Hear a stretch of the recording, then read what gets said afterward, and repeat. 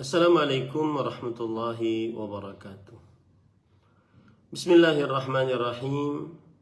Innal hamdalillah nahmaduhu wa nasta'inuhu wa nastaghfiruh wa na'udzu billahi min shururi anfusina wa sayyiati a'malina.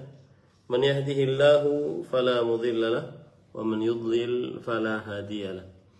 Wa ashhadu an la ilaha illallah wahdahu la syarika lahu wa ashhadu anna Muhammadan abduhu wa rasuluh. Ya ayyuhalladzina amanu taqullaha haqqa tuqatih wa la tamutunna illa wa antum muslimun.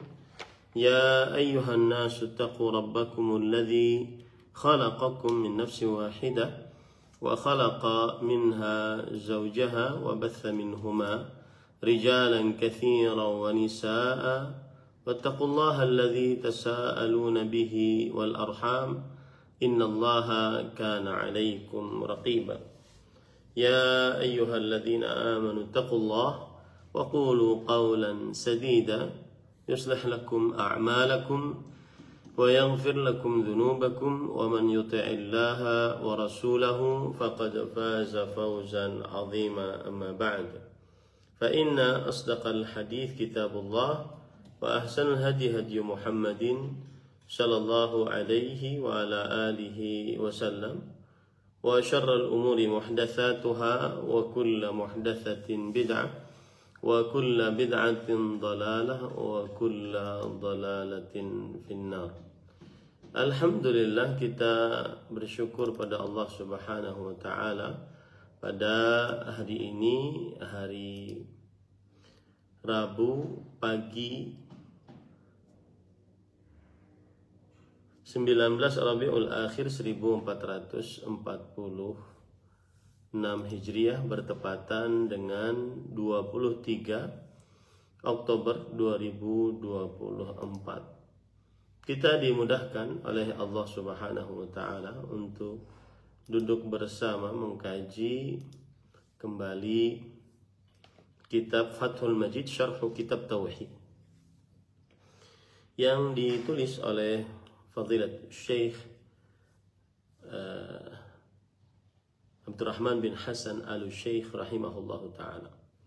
Salawat dan salam semoga selalu Allah berikan kepada Nabi kita Muhammad sallallahu alaihi wa ala alihi wasallam, pada keluarga beliau, para sahabat, serta orang-orang yang mengikuti beliau sampai hari kiamat kelak. Dengan nama-nama Allah yang husna dan sifat-sifatnya yang ulia, kita berdoa, Allahumma inna nas'aluka ilman nafi'an wa rizqan tayyiban wa amalan mutaqabbala. Allahumma amin. Ahibati fillah, afanillah wa iyyakum, kaum muslimin yang saya cintai karena Allah, semoga Allah Subhanahu wa taala selalu memberikan afiat kepada kita di dunia dan di akhirat. Pada kesempatan kali ini kita masih di dalam bab yang ke-38. Penulis mengatakan babu man ata'al ulama'a wal umara'a fi tahrimi ma ahallallahu aw tahlili ma harramallahu faqad ittakhadhahum arbaban min dunillah. Bab ke-38, barang siapa mentaati ulama dan umara dalam mengharamkan apa yang dihalalkan Allah atau menghalalkan apa yang diharamkan Allah, berarti ia telah mempertuhankan mereka.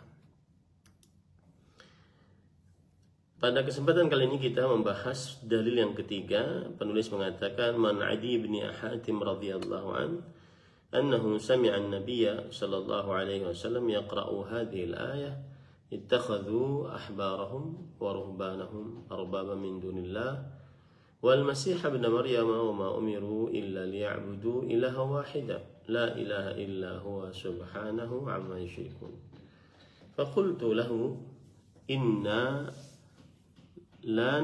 لسنا نعبدهم قال أليس يحرمون ما أحل الله فتحرمونه ويحلون ما حرم الله فتحلونه فقلت بلى قال فتلك عبادتهم رواه أحمد wa Tirmidzi wa hasanah. Artinya dari sahabat Nabi Adi bin Hatim radhiyallahu anhu meriwayatkan bahwa ia mendengar Nabi Muhammad sallallahu alaihi wa ala alihi wasallam bersabda, membaca firman Allah Ta'ala, mereka menjadikan orang-orang alim dan rahib-rahib mereka sebagai Tuhan-Tuhan selain Allah. Surat An-Nur ayat 63. Lalu aku, yaitu Adi bin Hatim, berkata kepada beliau, sungguh kami tidaklah menyembah mereka. Beliau bertanya, tidakkah mereka itu mengharamkan apa yang telah dihalalkan Allah, lalu kamu pun mengharamkannya? Dan tidakkah mereka itu menghalalkan apa yang telah diharamkan Allah, lalu kamu pun menghalalkannya? Aku menjawab, iya. Maka Nabi Muhammad sallallahu alaihi wasallam bersabda, itulah ibadah penyembahan kepada mereka. Hadis riwayat Imam Ahmad dan At-Tirmidzi dengan menyatakan hasan. Penulis kemudian mengatakan di halaman 563, wa fil hadithi dalilun ala anna ta'at al-ahbar wal ruhban fi ma'siyatillah ibadatun lahum min dunillah. Di dalam hadis terdapat dalil bahwa mentaati para ulama dan para pendeta di dalam bermaksiat kepada Allah Subhanahu wa taala adalah bentuk ibadah untuk mereka kepada selain Allah Subhanahu wa taala. Bentuk ibadah kepada mereka kepada selain Allah Subhanahu wa ta'ala. Kemudian penulis mengatakan,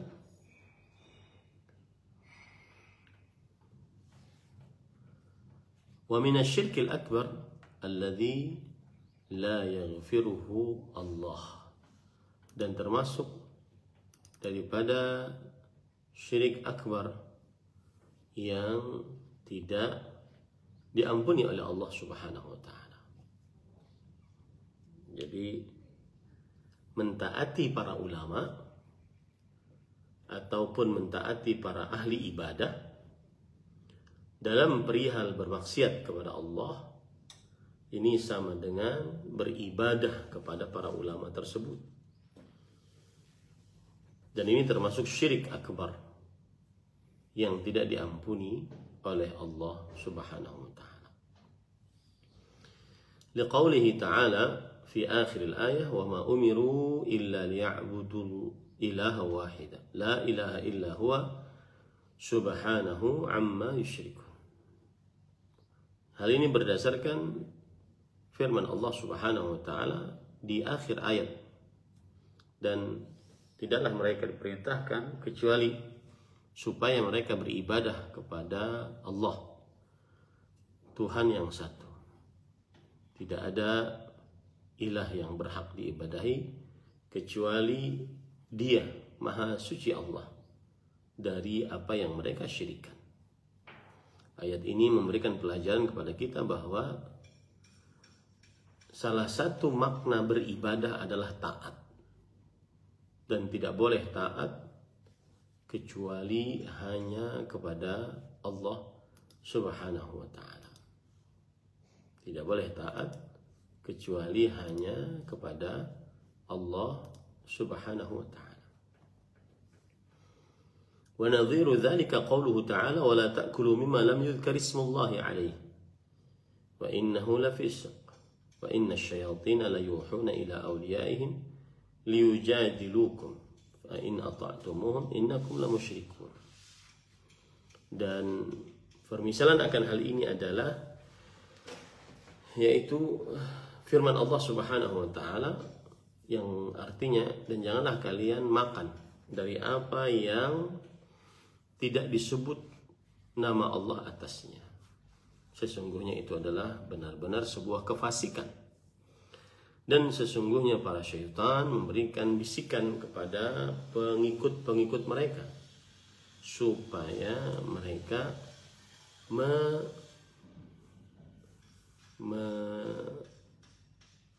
menentang kalian. Dan jika kalian taat kepada mereka, sesungguhnya kalian termasuk orang-orang yang musyrik. Surat Al-An'am ayat 121. Ayat ini memberikan pelajaran kepada kita bahwa jika mentaati para syaitan ataupun para pembantu-pembantu syaitan, yaitu para ulama dan para ahli ibadah yang mengajak kepada bermaksiat kepada Allah, maka itu adalah sebuah kesyirikan. Wa hadza qad waqa'a fihi katsirun minan nas ma'a man qalladuhum. Dan ini telah terjadi di dalamnya kebanyakan dari manusia terhadap yang mereka ikuti. Li'adam i'tibarihim ad-dalil idza khalafa al-muqallad. Karena mereka tidak menganggap sebuah dalil jika orang yang diikuti itu menyelisihi dalil. Wa huwa min hadza asy-syirk. Dan perbuatan ini dari hal tersebut adalah kesyirikan. Nah, ini perkara penting bahwa kebanyakan dari manusia terjadi seperti ini, mengikuti orang alim mereka, ahli ibadah mereka dengan pengikutan buta. Mereka tidak peduli apakah orang alim, ahli ibadah tersebut menyelisihi Allah Subhanahu wa ta'ala. Apakah orang alim atau ahli ibadah tersebut menyelisihi Allah Subhanahu wa ta'ala atau tidak. Nah, ketika mereka tetap mengikutinya, padahal orang alim atau ahli ibadah tersebut menyelisihi syariat Allah Subhanahu wa ta'ala, maka ini adalah kesyirikan. Karena salah satu bentuk orang beriman, orang Islam, adalah tunduk patuh hanya kepada Allah Subhanahu wa ta'ala. Yaitu ketika kita berbicara tentang Islam misalkan, salah satu pembicaraan tentang Islam adalah al-istislamu lillahi bitauhid wal inqiyadu lahu bitta'ah wal bara'atu minasyirki wa ahli. Berserah diri kepada Allah dengan mentauhidkan Allah Subhanahu wa ta'ala dan tunduk patuh taat kepada Allah Subhanahu wa ta'ala semata. Tunduk patuh taat kepada Allah Subhanahu wa ta'ala semata. Lalu berlepas diri dari kesyirikan dan pelakunya. Membenci kesyirikan dan pelakunya.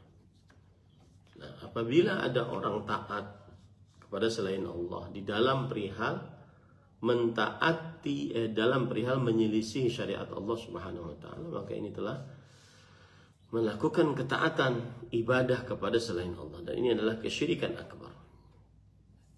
Wa minhum man yaghlu fi dzalika wa ya'taqidu anna al-akhdha bid-dalil wal halatu hadhihi yukrah.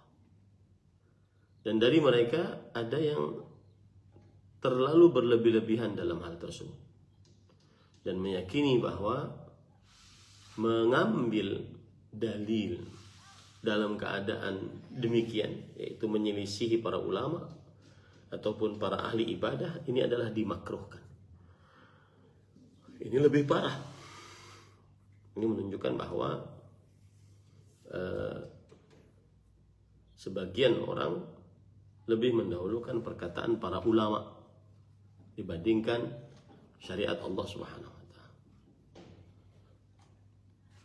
Sebagian orang lebih mendahulukan para perkataan para ahli ibadah dibandingkan syariat Allah Subhanahu wa taala. Fa'azumatil fitnah. Yukrah atau yuhram. Nah, ini di sini disebutkan dimakruhkan perbuatan seperti itu atau diharamkan. Artinya lebih didahulukan perkataan para ulama atau para ahli ibadah dibandingkan mengikuti syariat jika bertentangan antara perkataan para ulama dengan syariat Allah Subhanahu wa taala. Kata mereka makruh atau bahkan haram, subhanallah. Ini perkataan para ulama lebih didahulukan dibandingkan perkataan atau syariat Allah Subhanahu wa taala. Wa rubbama tafawwahu bidhammi man ya'malu bid-dalil. Saya ulangi. Fa'azumatil fitnah, akhirnya tersebarlah kerusakan, keburukan. Wa yaqul huwa a'lamu minna bil adillah. Dengan dalih ia mengatakan bahwa ulama tersebut lebih alim dari kita dengan dalil. Lebih alim dari kita terhadap dalil. Wala ya'khudhu bid-dalil illa al-mujtahid. Dan tidak ada yang mengambil dalil kecuali orang-orang ahli ijtihad. Kata mereka seperti itu. Wa rubbama tafawwahu bidhammi man ya'mal bid-dalil, bahkan terkadang mereka menyela dengan mulut-mulut mereka orang-orang yang mengamalkan dalil. Wala raiba anna hadha min ghurbatil Islam. Nah, tidak diragukan lagi ini adalah termasuk dari keasingan ajaran Islam.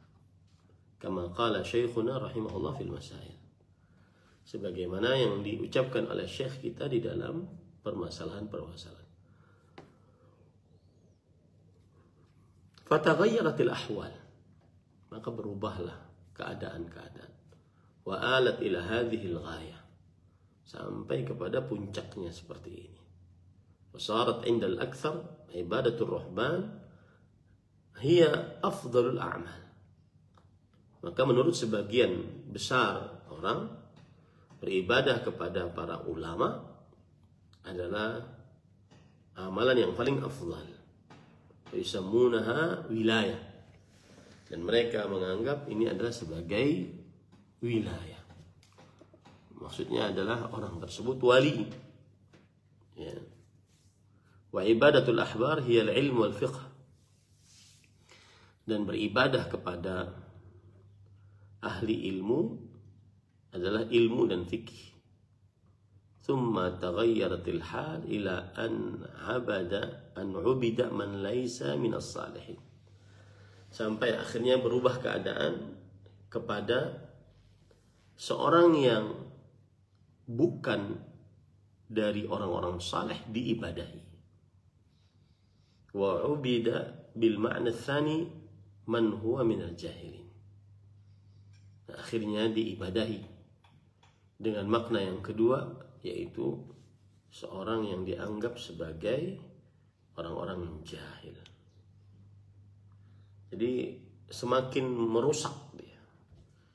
Asalnya mereka mengikuti perkataan orang-orang yang benar alim, orang-orang yang benar-benar ahli ibadah, tapi dalam perihal bermaksiat, yaitu menyelisih syariat Allah Subhanahu wa taala, menghalalkan apa yang Allah haramkan atau mengharamkan apa yang Allah halalkan, sampai kepada akhirnya mereka beribadah, yaitu taat kepada orang-orang yang bukan alim, kepada orang-orang yang bukan ahli ibadah, bahkan kepada orang-orang yang jahil, kepada orang-orang yang ahli maksiat. Jadi kesesatannya semakin merajalela, semakin meningkat. Wa amma ta'atul umara wa mutaba'atuhum fima yukhalifu ma syara'ahu Allah wa rasulah faqad ammat bihil balwa qadiman wa hadithan fi aktsaril ulati ba'da al-khulafa'ir rasyidin wa halumma jarra. Adapun mentaati para pemimpin, penguasa, dan mengikuti mereka di dalam apa saja yang menyelisih syariat Allah Subhanahu wa taala dan Rasulnya, maka hal ini telah tersebar begitu masif dari mulai dahulu sampai sekarang dalam banyak pemimpin setelah para khulafaur rasyidin, dan seterusnya seperti itu. Orang-orang mentaati para pemimpin, para penguasa dalam perihal bermaksiat kepada Allah Subhanahu wa taala. Wa qad qala ta'ala fa in lam yastajibu laka fa'lam annama yattabi'una ahwa'ahum. Dan Allah Subhanahu wa taala telah berfirman, jika mereka tidak mengikuti engkau, ketahuilah mereka mengikuti hawa nafsu mereka. Wa man adallu mimman ittaba'a hawahu bighairi hudan min Allah. Dan tidak ada yang lebih sesat daripada seorang yang mengikuti hawa nafsunya tanpa petunjuk dari Allah Subhanahu wa taala. Sesungguhnya innallaha la yahdil qaumadh dhalimin. Sesungguhnya Allah Subhanahu wa taala tidak memberi petunjuk kepada orang-orang yang zalim. Surat Al-Qasas ayat 50. Wa an Ziyad ibn Hudayr rahimahullahu ta'ala qala li Umar radhiyallahu anhu, hal ta'rifu ma yahdimul Islam. Dari Ziyad bin Hudayr rahimahullah, beliau berkata kepadaku Umar bin Khattab radhiyallahu anhu, apakah engkau mengetahui apa yang menghancurkan Islam? Lalu aku berkata, tidak. La, aku tidak tahu. Qala yahdimuhu zallatul alim wa jidalul munafiqi bil Qur'an wa hukmul a'immah al-mudillin. Rawahu ad-Darimi.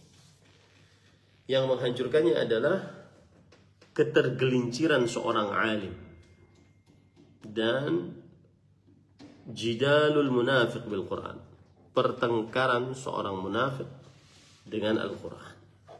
Maksudnya dia mengingkari Al-Quran. Kemudian wa hukmul a'immah al-mudhillin, dan hukum para imam yang tersesat, yaitu para penguasa yang menyimpang. Hadis riwayat Imam Ad-Darimi. Yang menghancurkan Islam zallatul alim, ketergelinciran seorang alim lalu diikuti. Kemudian jidal munafik bil Quran, lalu orang-orang munafik mempertentangkan Al-Quran. Wa hukmul a'immah al-mudhillin, dan hukum-hukum para penguasa yang menyesatkan. Hadis riwayat Imam Ad-Darimi. Ja'alana Allah wa iyyakum minal ladzina yahduna bil haqq wa bihi ya'dilun.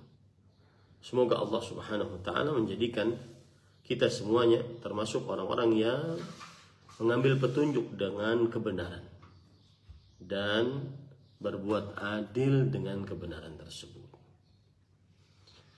Nah, inilah bab yang ke-38, dan bab yang ke-38 tersebut, sekali lagi saya katakan, makna dalilnya adalah bahwa sahabat Nabi Adi bin Hatim radhiyallahu anhu bertanya kepada Rasulullah sallallahu alaihi wasallam, bagaimana ahlu kitab menjadikan orang-orang alim dan rahib-rahib mereka sebagai Tuhan-Tuhan selain Allah, padahal mereka tidak menyembahnya, tidak beribadah, tidak ruku, tidak sujud, ya, tidak berdoa kepada mereka, kepada orang alim dan ahli ibadah tersebut. Lalu Rasulullah SAW menjelaskan bahwa saat ahlu kitab mentaati orang-orang alim dan orang-orang ahli ibadah dalam rangka mengharamkan apa yang telah dihalalkan Allah, dan menghalalkan apa yang telah diharamkan Allah, maka itulah cara ahlu kitab menjadikan orang alim dan rahib ahli ibadah sebagai Tuhan-Tuhan selain Allah Subhanahu wa ta'ala. Nah, ini makna dalil yang kita barusan baca tadi. Adapun hubungan dalil dengan bab adalah menunjukkan contoh perbuatan syirik akbar yang merusak tauhid dan mengeluarkan pelakunya dari Islam, yaitu mentaati para ulama atau ahli ibadah atau siapapun yang dimuliakan dalam perihal menghalalkan apa yang Allah haramkan dan mengharamkan apa yang Allah halalkan. Inilah kebiasaan ahlu kitab. Dan sahabat Nabi Adi bin Hatim radhiyallahu anhu adalah sahabat Nabi yang masyhur dan wafat pada tahun 62 Hijriah. Nah, itu kira-kira tentang penjelasan bab yang ke-38 selesai kita membicarakannya. Insyaallah taala pada pertemuan yang akan datang kita masuk kepada bab yang ke-39. Silahkan jika ada yang ingin ditanyakan, dipersilahkan.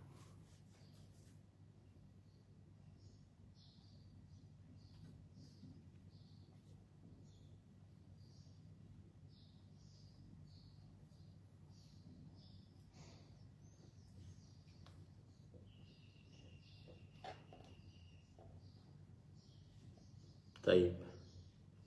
Silahkan jika ada yang ingin ditanyakan, dipersilahkan kepada para pemirsa sekalian.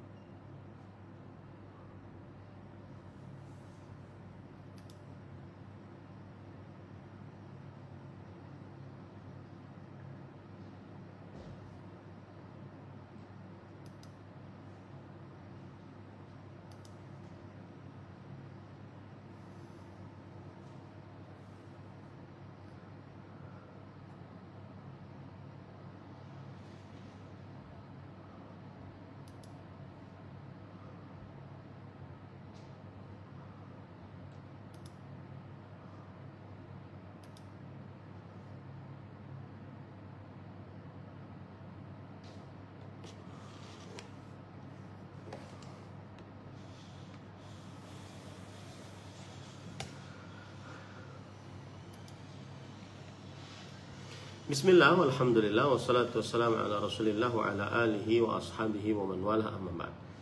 Untuk menjawab pertanyaan Bapak tadi yang menanyakan apabila seseorang mengerjakan keislaman, sholat, puasa, zakat, haji, tetapi dia tidak mengerjakan keimanan, atau sebaliknya dia mengaku beriman tetapi tidak mengerjakan keislaman, apakah dia dinyatakan sebagai seorang beriman atau tidak? Maka jawabannya adalah para ulama menjelaskan bahwa antara Islam dan iman itu idza ijtama'a iftaraqa wa idza iftaraqa ijtama'a.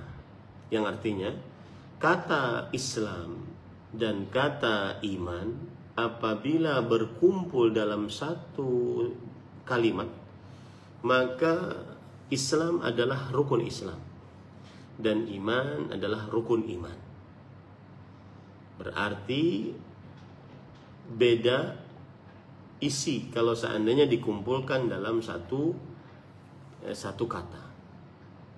Apabila hanya disebutkan satu saja dari dua kata tersebut, Islamnya saja disebutkan, atau imannya saja disebutkan, maka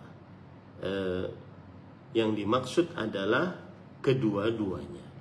Yang dimaksud adalah kedua-duanya. Nah, berarti kalau seandainya ada orang melakukan keislaman saja, atau sebaliknya melakukan keimanan saja, maka ini tidak dinamakan dia beriman atau berislam. Tapi harus dua-duanya mengerjakan. Dia harus berislam, mengucapkan 2 kalimat syahadat, mendirikan sholat, membayar zakat, puasa pada bulan Ramadan, dan haji ke Baitullah. Dan dia harus beriman yang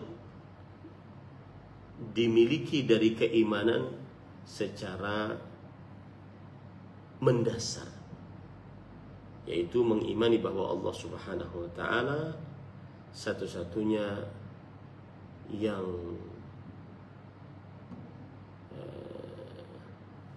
berhak diibadahi, mengimani bahwa Allah Subhanahu wa ta'ala, bahwa Allah Subhanahu wa ta'ala memiliki para malaikat, kitab-kitab suci, para rasul, dan akan terjadi hari akhir, kemudian akan semuanya atas takdir dan kehendak Allah Subhanahu wa ta'ala. Nah, ini menunjukkan bahwa apabila ada orang mengerjakan keimanan tanpa keislaman, tidak dinamakan beriman. Apabila seorang mengerjakan keislaman tanpa keimanan, tidak dinamakan muslim. Jadi jika berkumpul, maka rukun Islam, rukun iman. Ada orang mengatakan saya orang Islam dan saya beriman, berarti dia mengerjakan rukun Islam dan juga mengerjakan rukun iman. Tapi kalau ada orang mengatakan cuma saya orang beriman, berarti dia mengerjakan rukun iman, tapi harus dia juga mengerjakan rukun Islam. Tidak bisa dia beriman saja tanpa mengerjakan rukun Islam. Nah, itu yang disebutkan oleh para ulama, al-Islam wal iman idza ijtama'a iftaraqa wa idza iftaraqa ijtama'a. Keislaman dan keimanan jika kedua-duanya kumpul, maka dia beda maknanya. Islam adalah rukun Islam, iman adalah rukun iman. Tapi jika dia berpisah, disebutkan Islam saja misalkan, maka berarti di dalam diri seorang muslim ini, di samping dia mengerjakan rukun Islam, dia juga harus mengerjakan rukun iman. Sebaliknya juga begitu, jika dia mengatakan saya orang beriman, di samping dia mengerjakan rukun iman, dia juga mengerjakan rukun Islam. Kalau seandainya ada orang mengatakan saya beriman kepada Allah tapi nggak sholat, maka ini tidak beriman.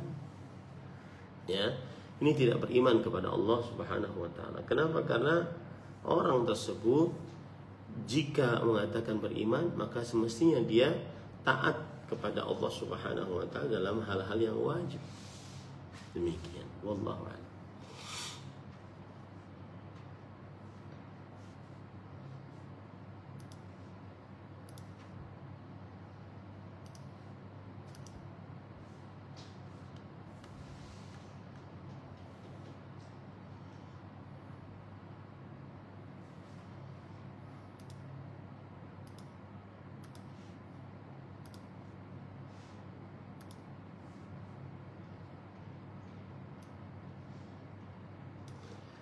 Bismillah, walhamdulillah, wassalatu wassalamu ala rasulillah wa ala alihi wa ashabihi wa man wala, amma ba'd.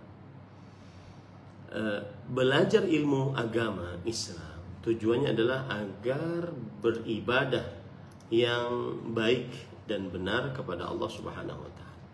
Sebagaimana firman Allah Subhanahu wa ta'ala dalam surat Tabarakalladzi biyadil mulk alladzi khalaqal mauta wal hayata liyabluwakum ayyukum ahsanu amala.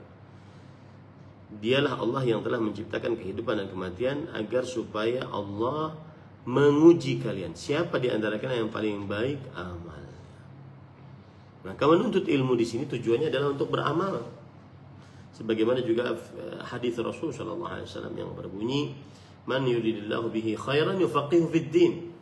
Siapa yang diinginkan oleh Allah Subhanahu wa taala kebaikan, niscaya Allah Subhanahu wa taala akan pahamkan agama untuknya. Pemahaman agama yang dimaksud di sini adalah bukan hanya sekedar hafal.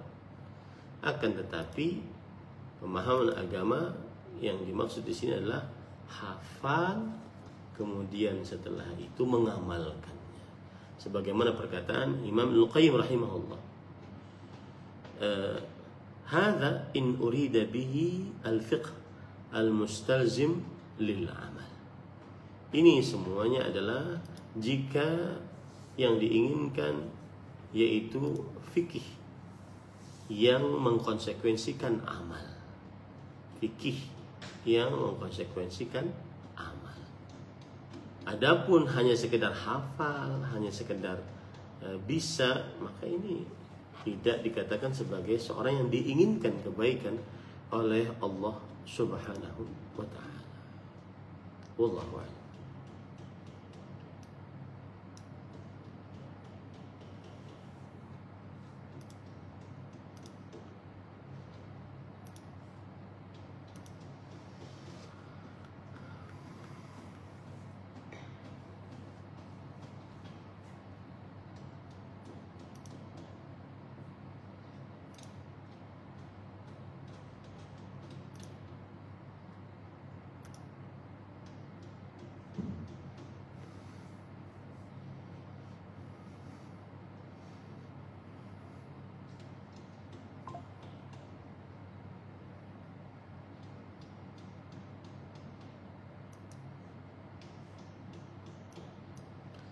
Bismillah, walhamdulillah, wassalatu wassalamu ala rasulillah wa ala alihi wa ashabihi wa man wala amma ba'd. Sebagai disclaimer dulu, saya tidak mengetahui berita ini secara pasti. Tetapi kalau seandainya berita ini benar, maka langkah seorang muslim adalah yang pertama, sikap dia kepada penguasa memberikan nasihat dengan nasihat yang baik, tersembunyi, dan sesudah dia memberikan nasihat maka tugas dia sebagai rakyat sudah selesai. Karena Rasulullah SAW bersabda, "Man arada an yansuha lidhi sultan fala tubdihi atau fala yubdihi alaniyah." Siapa yang ingin memberikan nasihat kepada para penguasa, maka janganlah ia memperlihatkannya di hadapan khalayak ramai. Falyakhudh biyadihi, hendaklah dia ambil tangannya, berduaan maksudnya. Di zaman sekarang sangat mudah. Mungkin ada akun resminya, bisa di direct message ataupun messenger ataupun WA secara pribadi. Tidak harus pakai surat terbuka di media sosial. Ya. Kemudian nasihatkan dengan nasihat yang baik agar diterima. Kemudian sedangkan sikap kita sebagai seorang muslim menghadapi fenomena seperti ini, tetap saja kalau seandainya memang minuman-minuman tersebut adalah memabukkan, maka tetap saja haram. Tetap saja haram. Rasulullah Shallallahu Alaihi Wasallam bersabda tentang khamr, kullu muskirin khamr. Setiap yang memabukkan adalah khamr. Wa kullu khamrin haram. Dan setiap khamr adalah haram. Nah, seperti itu. Wallahu a'lam.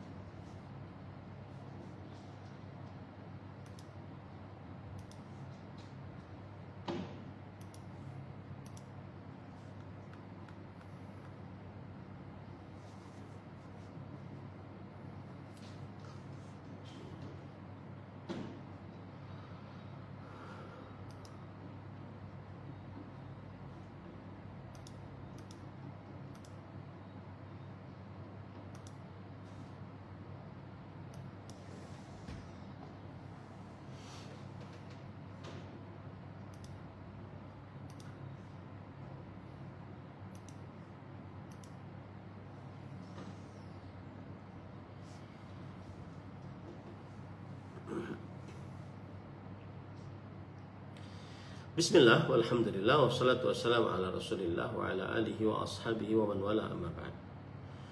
Mengkhususkan sholat pada waktu tertentu, tempat tertentu, jumlah bilangan tertentu, jenis tertentu, tata cara tertentu, dan sebab tertentu harus ada dalil. Jika tidak ada dalil, maka pengkhususan tersebut adalah perbuatan yang mengada-ngada dalam agama atau bid'ah. Pengkhususan sholat pada malam Rabu Wekasan misalkan, atau Kamis malam Jumat Kliwon misalkan, ini harus ada dalil. Apalagi nanti disebutkan keutamaan begini, terselamatkan dari penyakit, lancar rezeki, bebas hutang, dan seterusnya. Itu harus ada dalil secara khusus. Setiap pengkhususan harus ada dalil secara khusus. Karena kalau seandainya tidak ada dalil secara khusus, maka setiap orang berhak untuk mengkhususkan. Akhirnya tersebarlah perbuatan bid'ah.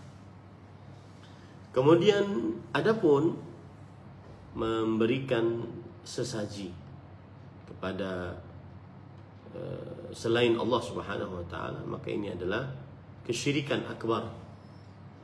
Kenapa? Karena telah melakukan ibadah kepada selain Allah Subhanahu wa taala.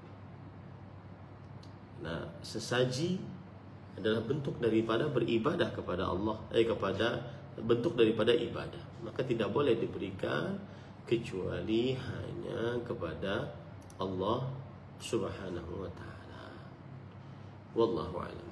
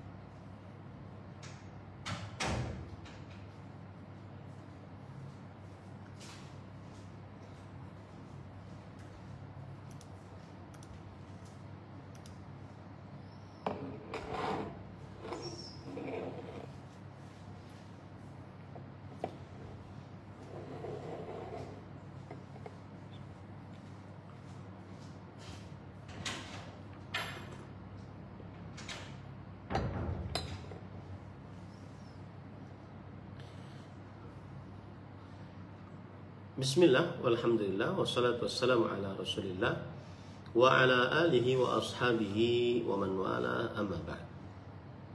Adapun untuk anak, baik itu anak kandung ataupun juga anak tiri yang tidak sholat, maka ketika orang tua kandung atau ketika orang tua tiri sudah menasehati dan berusaha semaksimal mungkin agar anak tersebut sholat, padahal dia sudah baligh misalkan, maka dosa ditanggung oleh sang anak. Sedangkan orang tua tidak berdosa. Kenapa? Karena sudah dilakukan nasihat, amar ma'ruf, nahi mungkar, dan tugas oleh orang tua. Dan anak sudah mendapatkan haknya, tetapi anaknya tidak ingin taat kepada Allah Subhanahu wa taala, maka yang berdosa adalah anaknya. Allah berfirman, la taziru waziratun wizra ukhra wa alaysa lil insani illa ma sa'ah. Artinya dosa tidak ditanggung oleh orang lain, dosa hanya ditanggung oleh pelaku dosa tersebut. Kemudian, dan seorang tidak mendapatkan kecuali apa yang dia usahakan. Seorang tidak mendapatkan kecuali apa yang dia usahakan. Ini para ikhwan yang dirahmati oleh Allah Subhanahu wa taala. Wallahu a'lam. Adapun tentang anak yang perempuan yang tidak pakai jilbab dan sudah baligh, maka orang tua kandungnya serta orang tua tirinya berkewajiban untuk menasihatinya. Jika tidak mau, sama jawabannya tadi, maka selesai tugas orang tua. Tapi orang tua kandung tentunya wajib untuk mencegah anaknya keluar tanpa menutup aurat, karena dikhawatirkan jika dia tidak mencegah, dia mendapatkan dosa. Ya, dia mendapatkan dosa. Wallahu a'lam. Nah,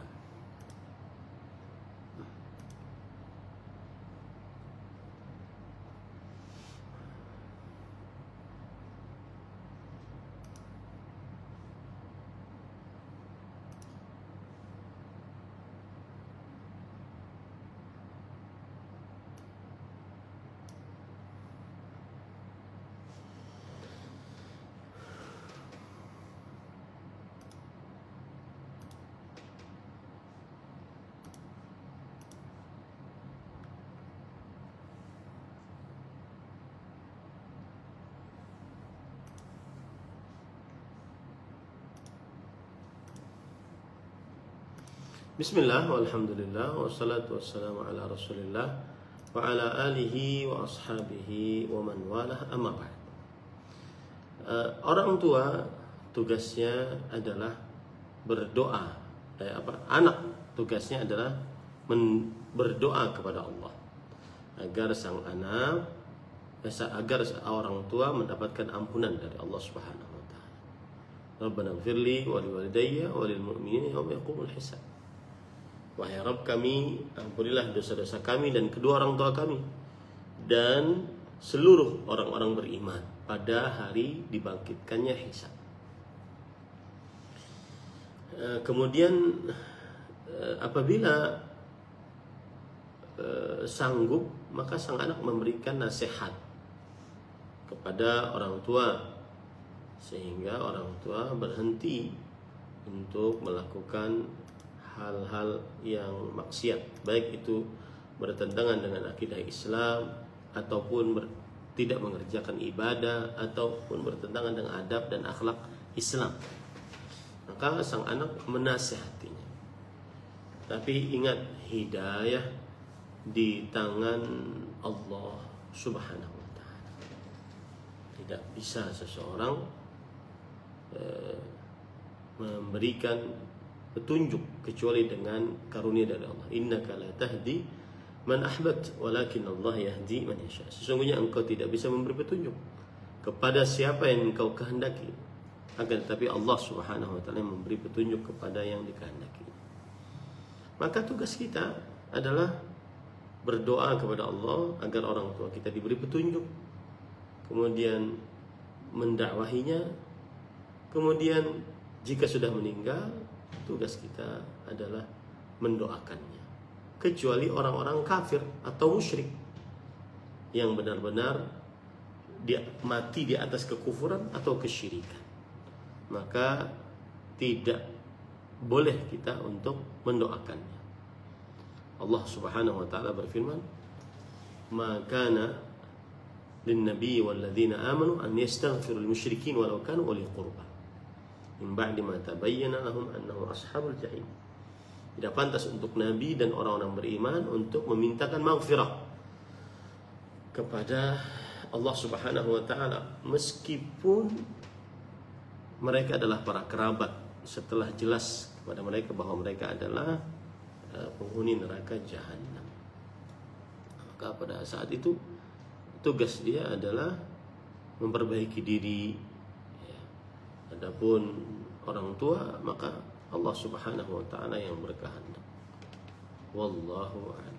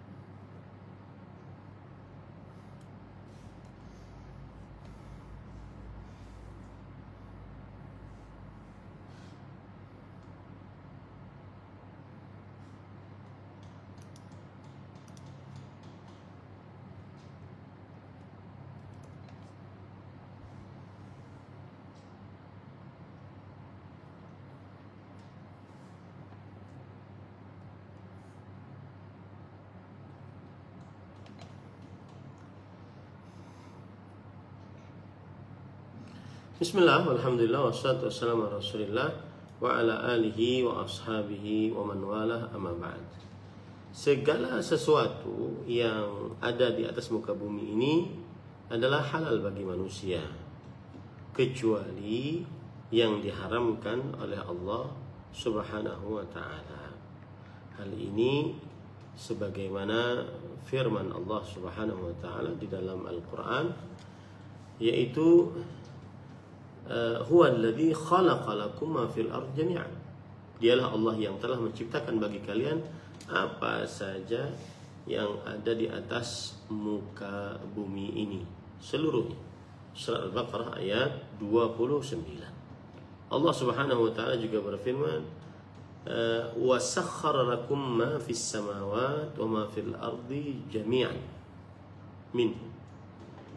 Yang artinya, dan Allah Subhanahu wa ta'ala menundukkan bagi kalian apa saja yang ada di langit dan apa saja yang ada di bumi seluruhnya. Apa saja yang ada di langit dan apa saja yang ada di bumi seluruhnya.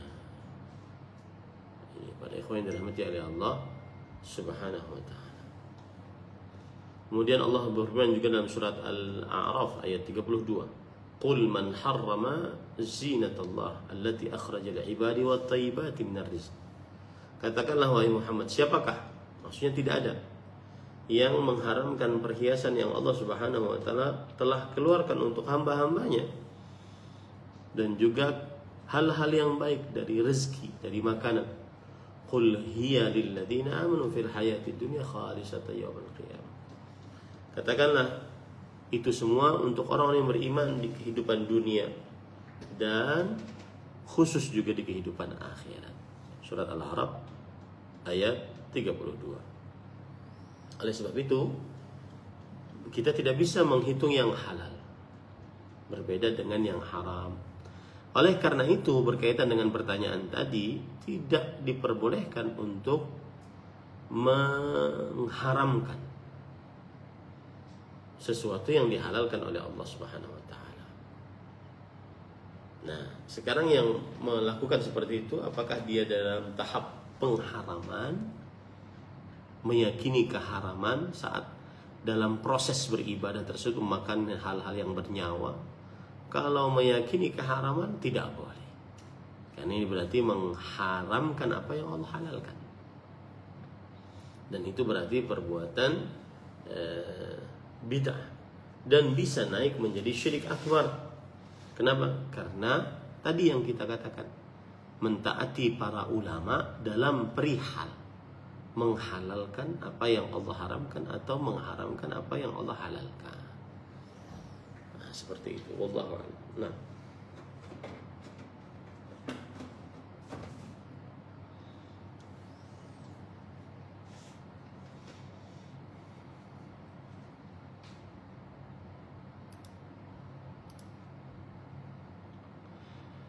Bismillah, walhamdulillah, wassalatu wassalamu ala rasulillah wa ala alihi wa ashabihi wa man wala, amma ba'd.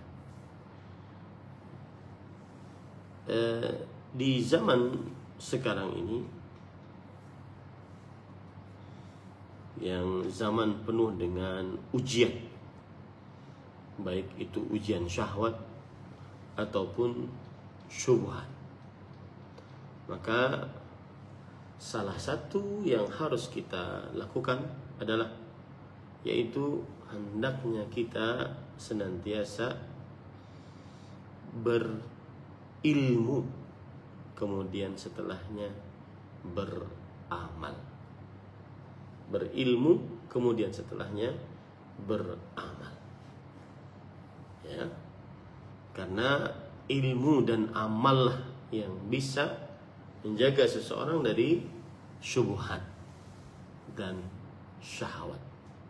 Syubhat hal-hal yang samar-samar di dalam agama, dan syahwat hal-hal yang merupakan keinginan-keinginan dalam diri seorang muslim ataupun seorang manusia yang diharamkan oleh Allah Subhanahu wa ta'ala. Allah Subhanahu wa taala berfirman, "Wal 'asr innal insana lafi khusr." Demi masa, sesungguhnya manusia benar-benar di dalam kerugian. Rugi karena kena syubhat dan rugi karena kena syahwat. Illa alladzina amanu, kecuali orang yang beriman. Dan iman tidak bisa didapatkan kecuali dengan ilmu. Wa amilus salihah, dan beramal saleh. Termasuk dari amal saleh adalah watawasau bil haq, watawasau bis sabr. Saling menasihati dengan kebenaran dan saling menasihati dengan kesabaran. Nah, ini semoga bermanfaat. Semangatlah menuntut ilmu agama berdasarkan Al-Quran dan hadis yang dipahami oleh para sahabat Nabi, dan semangatlah mengamalkannya, karena itu adalah jalan untuk selamat dari godaan syahwat yang merajalela, seperti judi online, syahwat harta, seperti perempuan, syahwat wanita, dan seperti jabatan-jabatan, syahwat jabatan. Dan juga menyelamatkan ini dari syubhat, syubhat pemikiran-pemikiran yang nyimpang, pemikiran-pemikiran ateis, meyakini tidak ada Tuhan, pemikiran-pemikiran liberal, membebaskan beragama sesuai dengan kehendaknya sendiri, sesuai dengan pemikirannya sendiri, tidak berdasarkan dari Al-Quran, hadis, dan pemahaman para salafus saleh. Semoga, dan juga syubhat dari kelompok-kelompok yang menyimpang dalam agama Islam, kaum Khawarij, kaum Mu'tazilah, kaum Syiah Rafidah, dan juga kelompok-kelompok yang kaum Murji'ah. Ya. Itu semua bisa ditanggulangi ketika seorang berilmu dan mengamalkan ilmu. Dan ilmu yang dituntut maksudnya adalah dari Al-Quran dan hadis yang dipahami oleh para sahabat Nabi radhiyallahu anhu. Ini yang disampaikan. Sallallahu Nabi Muhammad. Walhamdulillahirabbil alamin. Wassalamualaikum warahmatullahi wabarakatuh.